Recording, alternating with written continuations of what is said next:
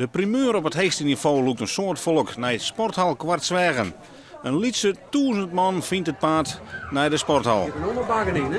Ja. Is dit bij het voor Doggen? Ja, ik denk het wel. Ik ga het zijn, we hebben een hele mooie voorbereiding gehad. Alleen ja, nu begint het aan dekkie. Ja, ik heb misschien aan het spelen, dus we zijn in de voorbespreking van dit zijn de momenten waar wij van sporten en waar wij alles van doen. En ja, ik hoop dat we er een pot van rond krijgen. En als laatste nummer 20, Menno Russen, samen met... De eerste tjinstander van LDODK komt uit Amsterdam en heet Blauw-Wit. En Jan-Sjoerd Pol had de Blauw-Witters graag als eerste tjinstander. Ja, ik ga het zijn kiezen, maar dan begin ik in Blauw-Wit. Hoe het uiteindelijk uitpakt weet je nooit, maar van tevoren is dat voor u heel aantrekkelijk het tjinstander om te beginnen. En ik ga ze wel bestempelen als het team met de meeste talent om een pot onderschatten. En ik hoop dat het eruit komt. Maar van onderschatting is in de beginfase geen sprake. Het is Nederlands topscorers Mark Broeren die zijn ploeg op een 0-1 voorsprong zet. En de voorsprong wordt uitbreiden. De Amsterdammers rennen in no time uit naar 3-0. Hier een doelpunt van Ruud Willemsen. En de schrik slaat dan om het hart bij de fans. Het zal toch net een dikke aardroegpartij worden. Maar gelukkig is daar Marcus de Boer. Hij scoort de eerste treffer van LDODK in de league. En brengt het verschil waarom naar 1-3. Via 1-4 komt LDODK dan stadig gewoon beter in de wedstrijd. Er worden meer duels won en ze binnen toek. Hier is het Betty Jansma al met haar tweede treffer en dan is het zo'n 6.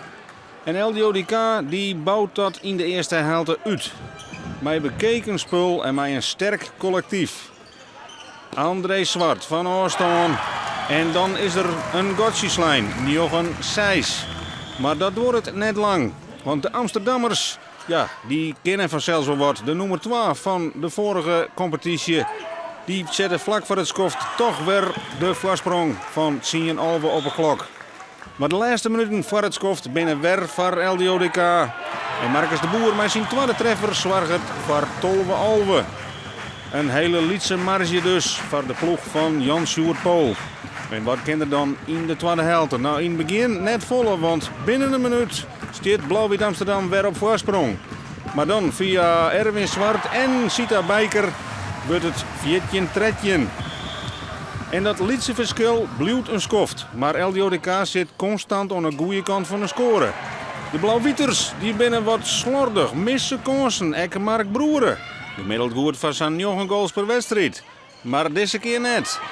En bij LDODK, daar wordt goed jongen. Daar staat Marianne Visser. En dan is er toch weer 2 puntjes verschil. En de wedstrijd kroept naar de eind.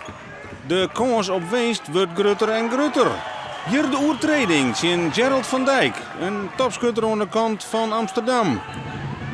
Maar die mist jammerlijk. En in steeds van 18 gelijk dit de bal nou heel hut naar de orenkant. Naar de aanval van LDODK. En daar wordt dankbaar van profiteert terug. André Zwart, die wie echt op dreef, komt daar zo'n treffers. En tekent Nieuwtje Santje. En dit wie een behoorlijke tik voor de Amsterdammers. Ja, ze zullen nog een paar keer waarom komen tot op een puntje. Maar de scherpte is er al. Ze missen de rebounds. En LDODK heerst. Kan het uitspelen. Gaat op ziek naar een gruttere voorsprong. En daar weer Marion Visser. 20-18. En nog minder dan 10 minuten te gaan. Zo de stunt dan helderwijze. Kan LDODK Blauw-Wit Amsterdam verslaan? Het lijkt erop. Want André Zwart tekent het verschil. 21-18. En dan kan het net meer fout. De laatste minuten tikje voort. Amsterdammers met vleugellam. En LDODK zorgt voor een geweldige stunt. Terug met 22-18 te winnen in hun debuutwedstrijd. Ja, het is super. We hebben gewoon wat vertrouwen in oude ronde dagen. En we weten dat we goed kunnen korfballen. Dus dat het gelijk zo'n eerste wedstrijd eruit komt, is hartstikke mooi. Ik denk vooral dat wij verdedigend de wedstrijd die wordt met name gewonnen. We hebben collectief heel goed verdedigen. De speerpunten van Blauwe die hebben wij toch goed uitschakelen. En ik zeker door de dames die het heel goed voorverdedigen.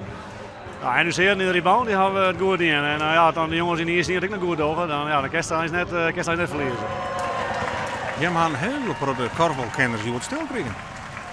Ja, nou ja, we binnen natuurlijk nog lang, hè. Dat is de andere kant weer. Alleen nog, het is wel een heel lekker gevoel dat je gewoon zou beginnen. En wij vonden het prima dat iedereen denkt dat wij degraderen. En wij zijn nog steeds degradatiekandidaat nummer 1 voor heel veel mensen. Alleen wij zelf gewoon het idee van wij kunnen erin blijven. En daar gaan we voor.